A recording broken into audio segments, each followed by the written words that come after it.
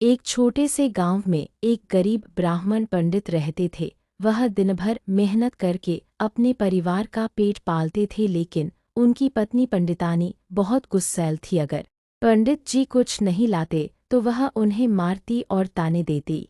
एक दिन पंडित जी खाली हाथ घर लौटे। पंडितानी ने उन्हें देखा और गुस्से से भर गई। उसने झाड़ू उठाया और उनकी पिटाई करने लगी। पंडित जी भागकर आंगन में लगे पेड़ के पीछे छुप गए और मौका देखकर वहां से निकल गए। पंडितानी ने गुस्से में पेड़ को ही 8 से 10 बार झाड़ू से मारा। पेड़ पर रहने वाले भूत ने यह देखा और डर गया। जब पंडित जी वहां से निकले तो भूत भी उनके साथ भागने लगा। पंडित जी ने भूत को अपनी कहानी सुनाई कि वह गरीब है और मेहनत करके अपना घर चलाते हैं। भूत ने उन्हें अमीर बनाने का सोचा और एक योजना बनाई। भूत ने पंडित जी से कहा, मैं आपके गांव के लोगों को परेशान करूंगा और जब वे मुझे भगाने के लिए आपको बुलाएंगे तो आप मुझे भगाने का नाटक करेंगे और बदले में उनसे धन मांगेंगे।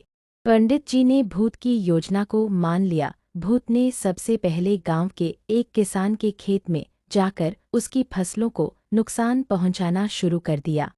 किसान ने पंडित जी को बुलाया और कहा, आप इस भूत को भगाएं और मेरी फसल को बचाएं।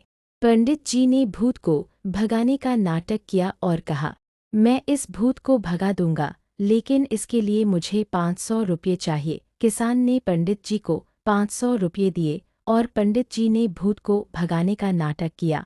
इसके बाद भूत ने गांव के एक व्यापारी की दुकान में जाकर उसकी चीजों को बिखेरना शुरू कर दिया। व्यापारी ने पंडित जी को बुलाया और कहा, आप इस भूत को भगाएं और मेरी दुकान को बचाएं। मैं इस भूत को भगा दूंगा, लेकिन इसके लिए मुझे 1000 रुपये चाहिए। व्यापारी ने पंडित जी को 1000 रुपये दिए और पंडित जी ने भूत को भगाने का नाटक किया। इसके बाद भूत ने राजा की बेटी को अपना शिकार बनाया और वह परेशान होने लगी। राजा ने पंडित जी को बुलाया और कहा, आप इस भूत को भगाएं और मेरी बेटी को बचाएं। पंडित जी ने भूत को भगाने का नाटक किया और कहा, मैं इस भूत को भगा दूंगा, लेकिन इसके लिए मुझे बहुत सारा धन चाहिए। राजा ने पंडित जी को बहुत सारा धन दिया और पंडित जी ने भूत को भगाने का नाटक किया। अब पंडित जी अमीर हो गए थे और उनके घर की स्थिति बदल गई थी। पंडितानी भी अब पंडित जी के साथ अच्छा व्यवहार करने लगी थी। इसके बाद भूत राजा के लड़के पर चढ़ गया और पंडित जी को वहां आने से मना कर दिया। राजा के सिपाही पंडित जी को लेकर आए। भूत ने गुस्से से पंडित जी को देखा और इशारों में यहाँ आने का कारण पूछा। पंडित जी ने भूत के कान में कहा, झाड़ू वाली यहाँ भी आ गई है। यह सुनकर भूत डर गया और भाग गया। तभी से यह कहावत चल पड़ी, मार के आगे भूत भागे। इस कहानी से यह शिक्षा मिलती है कि डर सबको लगता है, फिर चाहे वह भूत ही क्यों न हो।